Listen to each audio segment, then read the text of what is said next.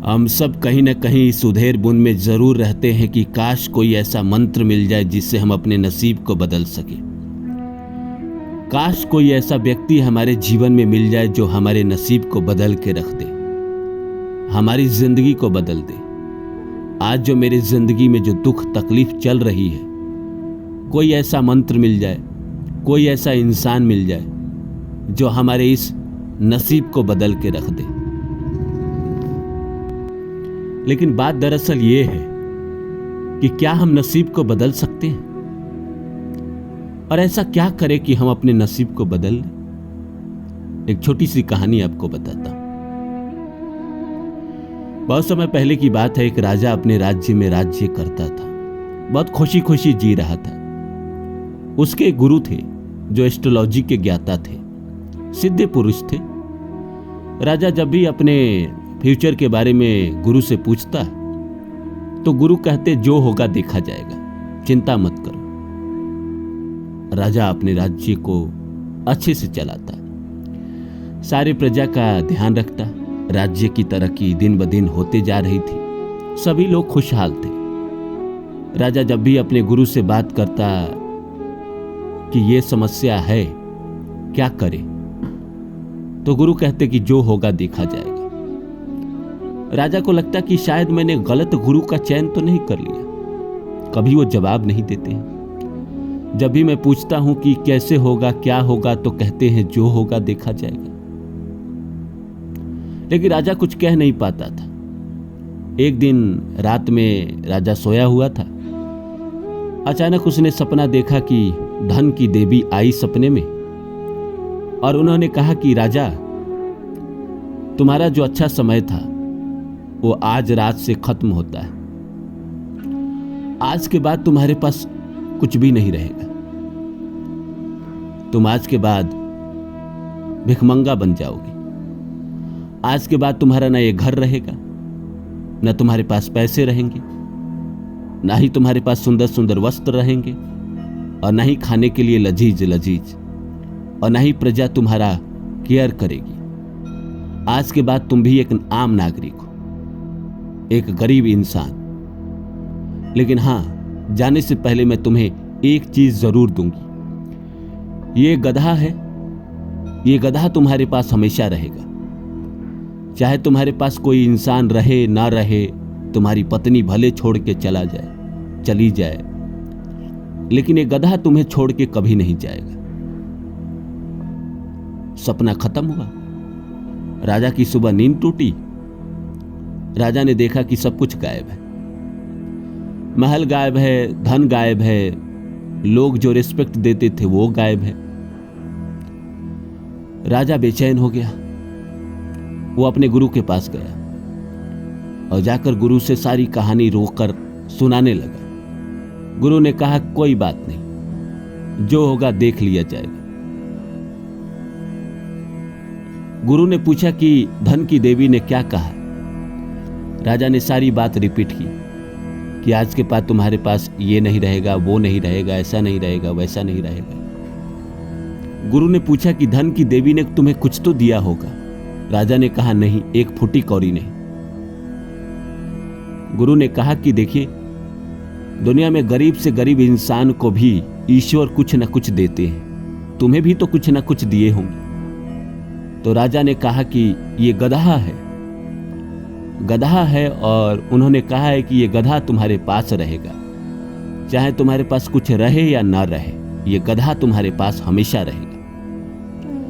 राजा बहुत बेचैन हो गया कि मैं क्या करूं, कैसे जीऊंगा। इतना अच्छा जीवन जीता था, अब इतनी बेकारी में, इतने अभाव में कैसे जीऊंगा। गुरु ने कहा कोई बात नहीं, जो होगा देख लिया जाएगा। ये गधा तो तुम्हारे पास है ना? तो राजा ने कहा हाँ। तो एक काम करो, जाओ गधा को बेच कर आओ शहर में। राजा बेमन सा गया। गधा शहर में जाकर उसने उस समय के हिसाब से 100 रुपया में बेच दिया। बेचने के बाद आ गए राजा वापस। आकर गुरु से कहा कि गुरुजी, अगले 5 दिन के भोजन का प्रबंध तो हो गया, लेकिन उसके बाद गुरु ने कहा कोई बात नहीं, जो होगा देख लिया जाएगा। तब तक देख रहे हैं कि गधा वहां से वापस आ गया, क्योंकि धन की देवी ने कहा था कि तुम्हारे पास कुछ रहे या ना रहे, ये गधा जरूर रहेगा। दोनों राजा देखकर आश्चर्य में हुए। गुरु को पता था ये बात। राजा ने बोला अब क्या करूं? गुरु ने कहा फिर जाओ, फिर बेचो। और ये सिलसिला करते करते राजा फिर से राजा बन गया। वो जाता, गधा को बेचता, वापस आ जाता, गधा फिर से राजा के पास आ जाता। गधा बेच बेच कर राजा फिर से राजा बन गया। फिर से उसने सारी संपत्ति अपने साथ इकट्ठा कर ली। ये कहानी बहुत कुछ सिखाती है अगर आप इसको गहराई से समझे तो। इंसान देखिए अपने नसीब को नहीं बदल सकता। सच्चाई यही है कि जो आपके नसीब में है, जो आपके प्रारब्ध में है, जो होना है, उसे आप नहीं बदल सके, उसे आप कभी नहीं बदल सकते, वो तो होना ही है। लेकिन अपने कर्म से बहुत सारी चीजें बदल सकते हैं। राजा ने भी अपने नसीब को बदलने की कोशिश नहीं की, उसने कर्म किया। ईश्वर ने जो दिया उसी को लेकर उसने कर्म किया।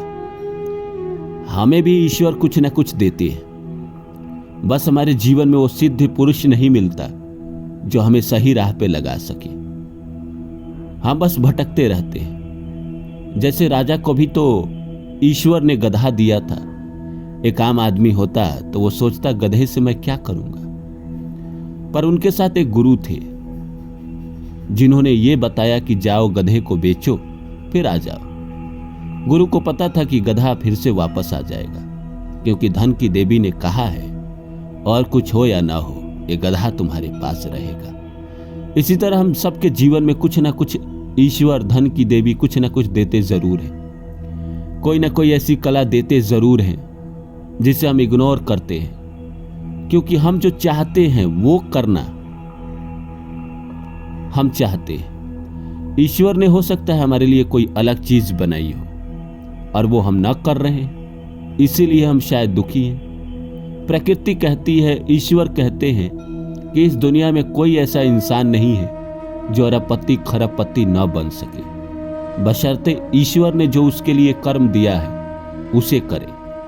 वो कर्म ही कोई और करता है, करना उसे कुछ और चाहिए, वो करता कुछ और है, जिसकी वजह से उसे परेशानी होती है, समस्याएं आती है।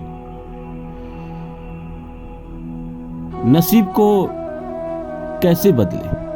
देखिए, नसीब को तो हमें पता नहीं है कि नसीब में क्या मिलने वाला है, लेकिन इंसान कर्म से बहुत सारी चीजें ठीक करता है। कर्म अगर आप देखिए, कर्म अगर आप नहीं कर रहे हैं तो नसीब कोई ऐसा नहीं है कि आपको हाथ में मुंह में खिला देगी। अगर नसीब में भोजन खाना लिखा हुआ है तो खाना तो आपको अपने हाथ से ही पड़ेगा। तो इसलिए कर्म तो करना ही पड़ेगा, नसीब चाहे साथ दे या ना दे।